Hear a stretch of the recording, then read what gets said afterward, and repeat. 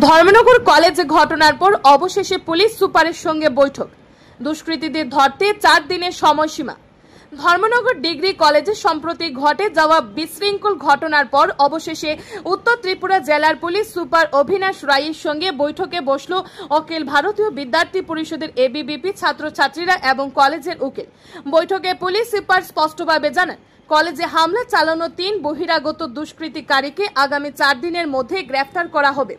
এছাড়াও police super স্বয়ং ঘটনাস্থলে অর্থাৎ যেখানে এবিভিপির পক্ষ থেকে রাস্তা অবরোধ করা হয়েছিল সেখানে গিয়ে ছাত্রছাত্রীদের সামনে আশ্বাস দেন নির্ধারিত সময়ের মধ্যেই অভিযুক্তদের বিরুদ্ধে কড়া ব্যবস্থা নেওয়া হবে।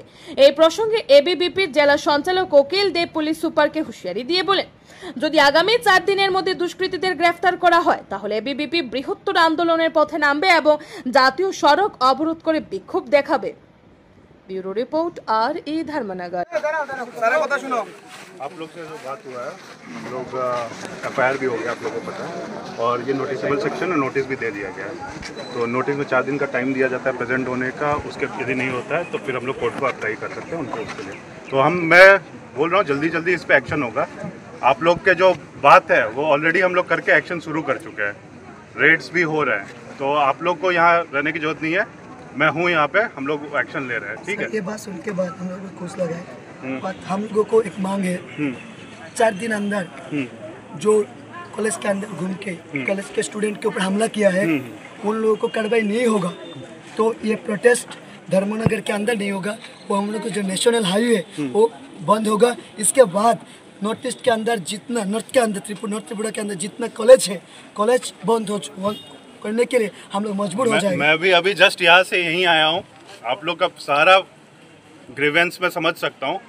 आप लोग ट्रस्ट करिए, हम लोग पूरा का पूरा लॉ के जो मुताबिक सारा एक्शन ले रहे हैं। आपके जो लोग आए थे मैंने दिखाया भी है, तो आप लोग को जरूरत नहीं पड़ेगा और काइंडली अभी घर जाइए।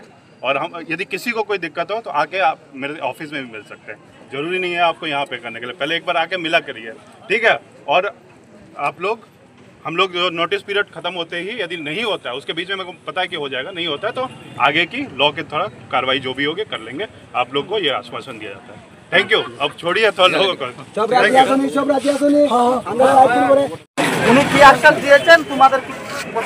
আমাদের জেলা পুলিশ সুপার এসেছিলেন, এসে সকল ছাত্রছাত্রীদেরকে আশ্বাস করেছেন উনি 4 দিনের মধ্যে যে বা যারা বহিরাগত দুষ্কৃতী কলেজের ভেতর ঢুকে কলেজের ছাত্রছাত্রীদেরকে লাঞ্ছনা বঞ্চনার শিকার করেছে তাদেরকে গ্রেপ্তার করা হবে, তাদেরকে শাস্তির আওতায় আনা হবে। এবং যদি 4 জনকে 4 দিনের মধ্যে কোনো প্রশাসনিক সমাধান না হয় তাহলে ছাত্র যুব সমাজ বসে থাকবে না। আমরা এই আন্দোলনকে আমাদের ন্যাশনাল যে হাইওয়ে আমরা অবরোধ করব, তোর পাশাপাশি আমাদের উত্তর ত্রিপুরা জেলার প্রত্যেকটি কলেজ ভিত্তিক নগর ভিত্তিক আন্দোলন গড়ে তোলা হবে। কারণ এখানে ছাত্রছাত্রীদের সুরক্ষার বিষয়, এই জায়গা থেকে যারা টেরোরিস্ট বাইরে থেকে যারা বহিরাগত তারা সাহস পাবে, ভবিষ্যতে আরও বহিরাগতরা কলেজে ঢোকার দুঃসাহসিকতা দেখাতে পারবে।